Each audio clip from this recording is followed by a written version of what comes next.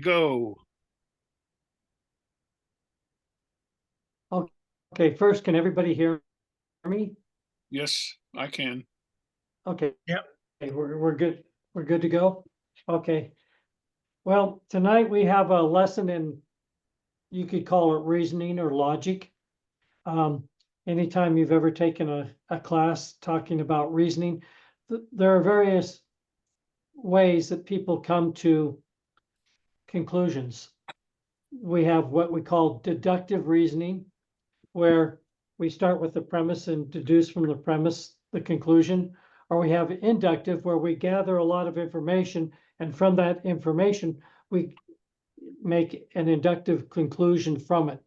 Well, tonight we're going to talk about syllogism, which is a method of coming to a conclusion.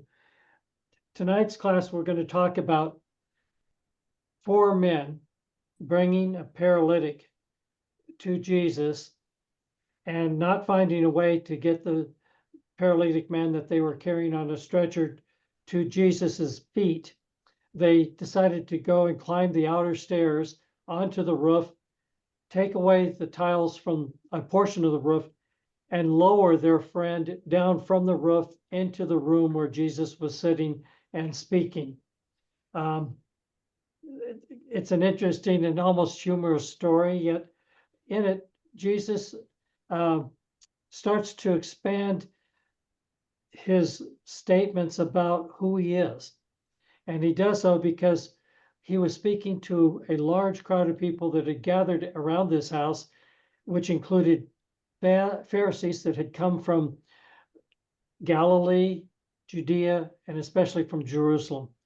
So we're going to look at Luke chapter 5, verses 17 through 26, where we will focus on Luke's narrative about Jesus forgiving the sins of a paralytic who was lowered down from the roof and laid before him as he is preaching to a crowd. You know, I have to confess that I'm not much of a songwriter, but I kept on thinking of the Beatles song, and I saw him standing there, saw her standing there. And then once I say those words, you kind of pick up the tune. But I was thinking of how we could put lyrics together about Jesus seeing this paralytic man. He saw him lying there on the ground in front of him, and how he saw compassion and forgave his sins and healed him from his paralysis. So the verses that we're going to look at, again, chapter 5, verses 17 through 26, so we get an idea of the overall picture. I'd like to read those verses. Now it happened on a certain day, as he was teaching, that there were Pharisees and teachers of the law sitting by, who had come out of every town of Galilee, Judea, and Jerusalem. And the power of the Lord was present to heal them. And behold, men brought on a bed a man who was paralyzed, whom they sought to bring in and lay before him. And when they could not find how they might bring him in because of the crowd, they went up to the housetop and let him down with his bed through the tiling into the midst before Jesus. When he saw their faith, he said to them, "Man, your sins are forgiven." And the scribes and the Pharisees began to reason, saying, "Who is this who speaks blasphemies? Who can forgive sins but God alone?" But when Jesus perceived their thoughts, he answered and said to them, "Why are you reasoning in your hearts? Which is easier to say, 'Your sins are forgiven you,' or to say, 'Rise up and walk'? But that you may know that the Son of Man has power on earth to forgive sins," he said to the man who is paralyzed, "I say to you, arise, take up your bed, and go to your house." Immediately he rose up before them, took up what he had been lying on, and departed to his own house, glorifying God. And they were all amazed, and they glorified God, and they were filled with fear, saying, "We have seen strange things today." So, although we're going to look and focus on how the man who was paralyzed was brought by his friends to Jesus and how Jesus healed him, we are also compelled to consider the larger picture of Jesus's bold proclamation of his divine power to forgive sins. Responding to the faith of the four men who carried their friend to Jesus to be healed, Jesus, noting the presence of the scribes and Pharisees, told the paralytic that his sins were forgiven. When Jesus perceived that the incredulous thoughts of the Pharisees, he asked them why they were reasoning in their hearts. Luke's narrative presents the reader with a syllogism which proved that Jesus had been given the power to forgive sins, which in turn proved that he was God. Now, a syllogism is a form of logic or reasoning which leads to a conclusion. The word syllogism comes from the Greek word syllogismos, which meaning conclusion or inference. It is a form of logical argument which applies deductive reasoning to arrive at a conclusion based upon two propositions, a major premise and a minor premise, which leads to a conclusion. The syllogism in Luke's narrative goes as follows. The major premise: only God has the power and authority to forgive sins. The minor premise: the power given to Jesus to heal a paralytic proves that Jesus has the power to forgive sins. Conclusion: therefore, Jesus is God. So you have a major premise that only God can forgive sins. The minor premise that the power that Jesus had to heal was a power to forgive sins. Because Jesus had the power to forgive sins, he's God. So the main message that I want you to get from tonight's lesson is Luke's narrative about Jesus healing the paralytic introduces us to the growing opposition of the religious leaders to Jesus' claim that he is God. By immediately healing the paralytic, Jesus proved that he had the power to forgive sins, which was a prerogative which only God alone could exercise.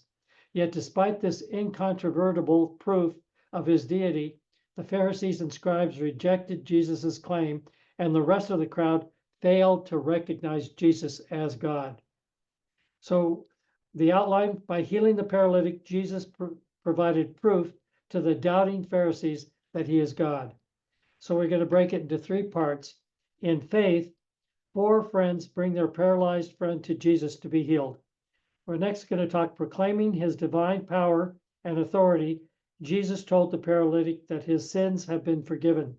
And we're going to conclude with Jesus used a syllogism to prove to the doubting Pharisees that he is God. And then we'll have discussion questions as well. So the study is that by healing the paralytic, Jesus provided proof to the doubting Pharisees that he is God.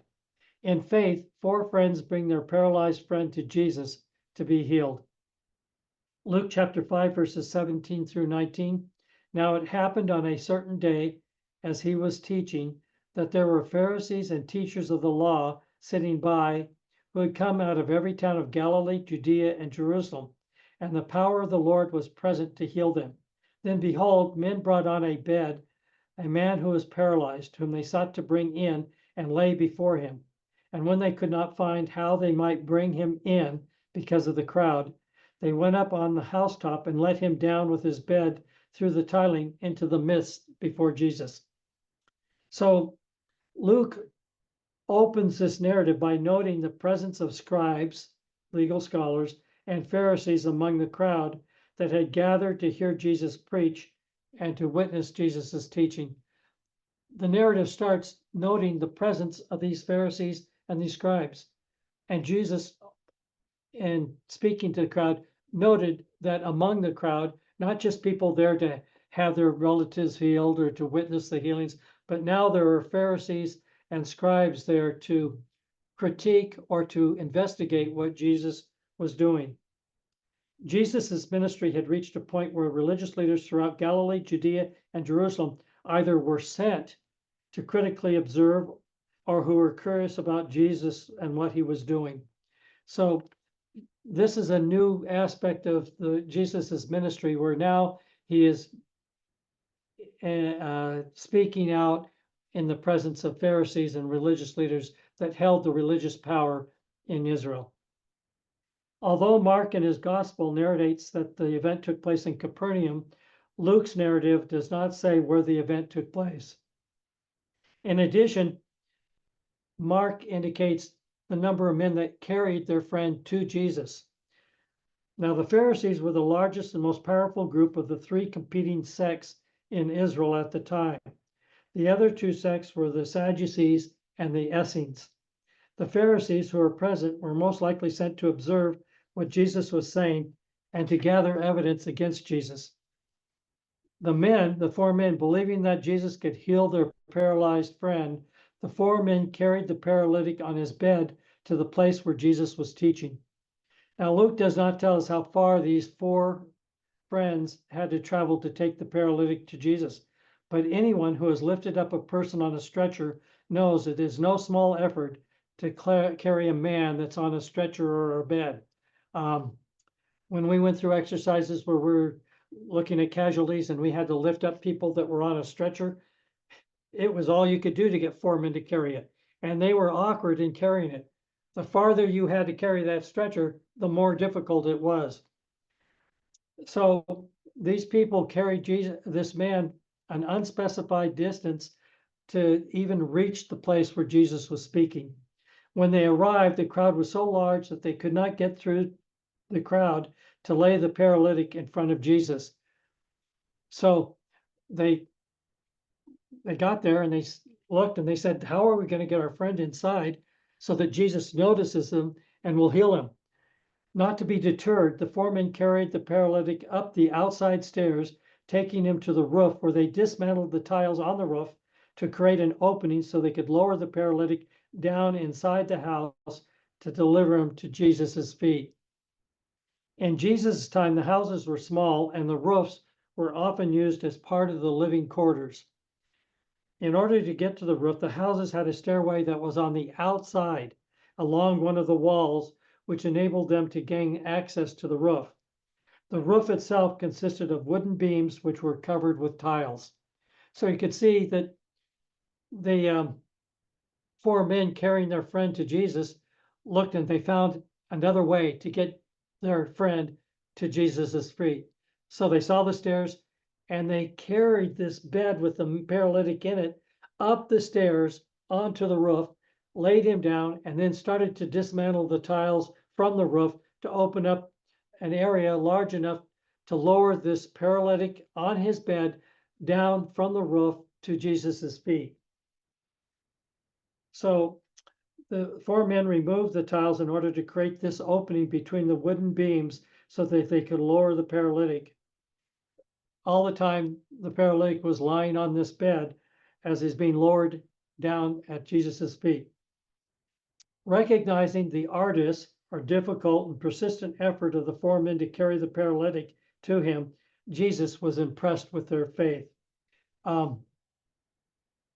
Whenever I think of this story, I could see these four men struggling to carry this friend all the way to this house, not being able to come in, looking at the house, deciding to go up the stairs and go through the roof to lower their friend down. This was an act of love, an act of perseverance, a difficult task for these four men that they did for their friend. The next section that we're going to talk about is proclaiming his divine power and authority. Jesus told the paralytic that his sins had been forgiven. Instead of immediately healing the paralytic, Jesus told the paralytic that his sins had been forgiven. Luke 5, verse 20, when he saw their faith, the faith of the four men, he said to him, the man that was paralytic, man, your sins are forgiven you. By forgiving the paralytic's sins, Jesus was asserting a prerogative that belonged to God and to God alone.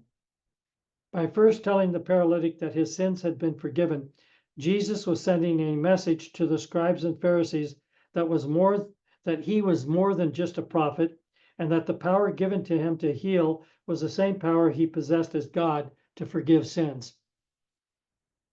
This is, I think, why Luke mentioned the presence of the Pharisees and scribes at the very beginning of this narrative. And noting this, Jesus took the opportunity to say something that only and do something that only God himself could do, and that is to forgive sins. Now, in their thoughts, the scribes and Pharisees took the bait that Jesus sent out to them, thinking that Jesus was committing a blasphemy by telling the paralytic that his sins had been forgiven.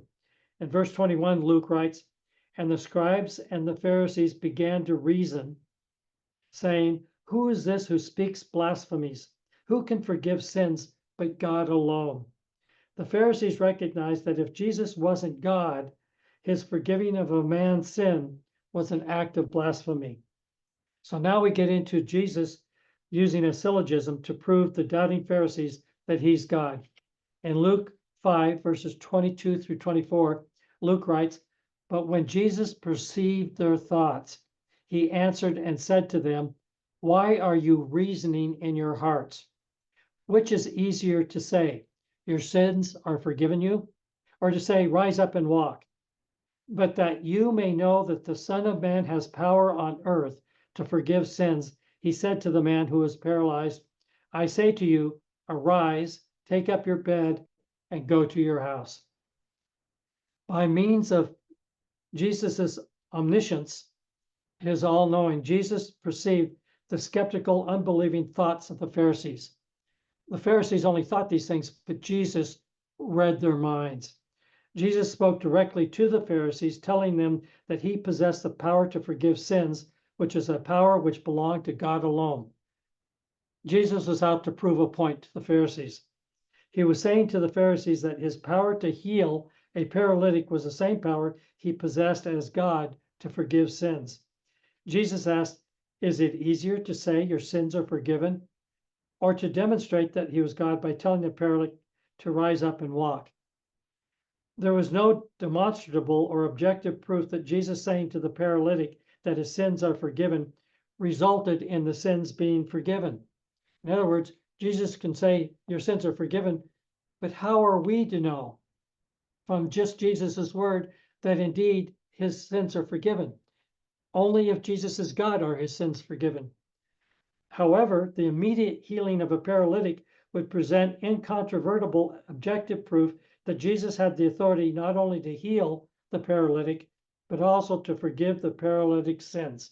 So Jesus is setting up the syllogism, only God can forgive sins, and Jesus, who has been given the power to heal the paralytic, had the power to forgive sins. And so by healing the paralytic, Jesus was proving or offering proof that he was God. And that's the conclusion he wanted the Pharisees to come to by observing the demonstrable evidence of healing the paralytic. When Jesus commanded the man to rise and take up his bed and go home, he did so to prove that he had the power to forgive sins. Luke specifically writes in verse 24, "But that you may know that the Son of Man has power on earth to forgive sins. He said to the man who is paralyzed, I say to you, arise, take up your bed, and go to your house." So instead of just saying to the man, your sins are forgiven, Jesus is using demonstrative evidence to show that he has the power not only to heal, but to forgive sins. In response to Jesus' command, the paralytic was immediately healed and he departed, glorifying God. Verses 25 and 26, immediately he rose up before them, took up what he had been lying on, and departed to his own house, glorifying God. And they were all amazed, and they glorified God and were filled with fear, saying, we have seen strange things today.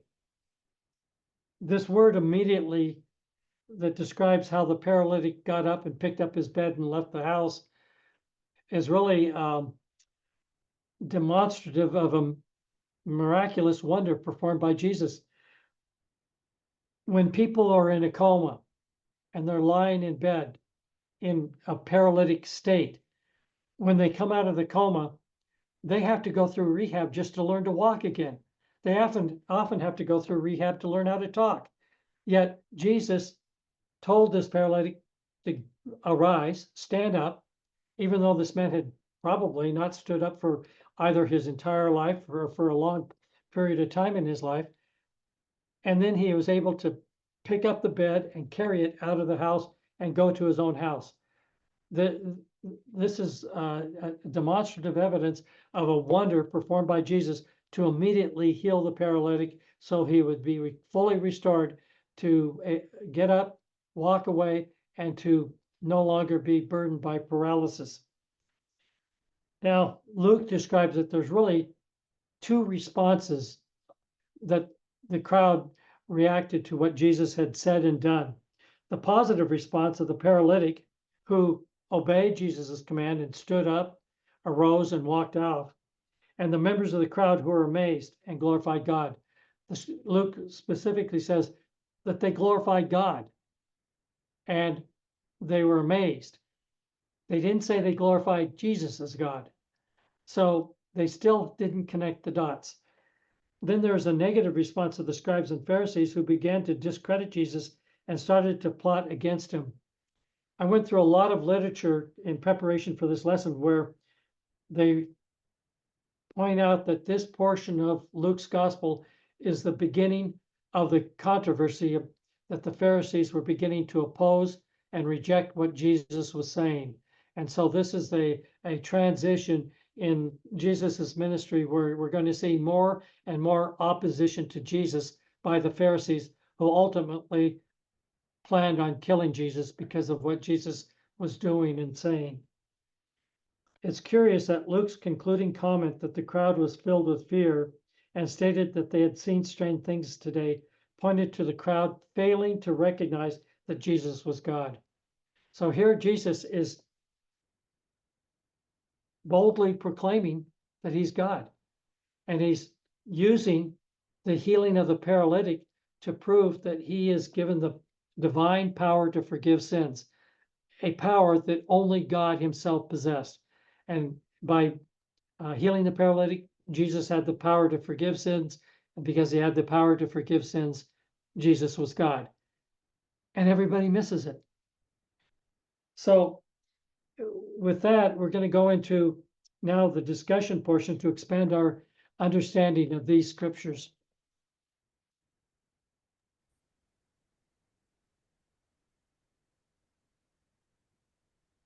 By way of implications, conclusions, and applications, instead of immediately healing the paralytic, Jesus told him that his sins had been forgiven.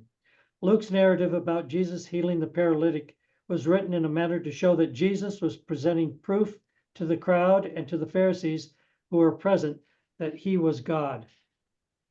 Accusing Jesus of committing blasphemy, the Pharisees rejected Jesus' claim that he was God.